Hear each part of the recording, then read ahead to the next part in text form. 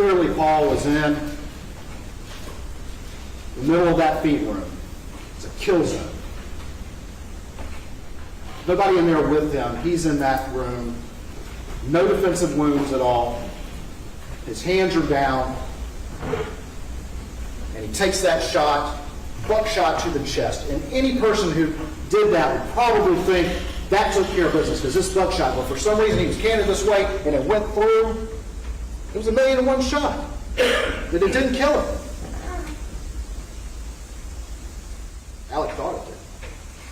Alec, the lawyer, Alec, the prosecutor, Alec who's thinking through that we'll see he's manufacturing an alibi, and he's also manufacturing the fact that there's 2 guns used. But we know, unlike the expert they call from Connecticut, where they can't even get ARs, who doesn't know about people riding around on property, he doesn't know about Paul and the 2 guns he likes to use, he doesn't know about this family and how common those guns are together, says, well, his only conclusion is, oh, it would be practical for somebody just to fire out the clip. But this is him. This is Alec, the prosecutor, the lawyer, and he's thinking through this. He's thought through this. He's going to use 2 guns because it's going to confuse people that perhaps there were 2 shooters. But again, it doesn't make sense. 2 family weapons. But he thinks Paul's shot. And you heard the testimony that Paul appears in the feed room doorway. Is Alex putting down that shotgun to pick up the blackout and is startled by Paul? And that's why the angle's like that?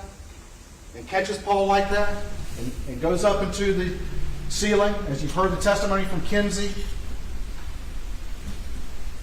and blows his brains out. And what happens with Maggie right here? We see activity on Maggie's phone. You heard about sandal prints.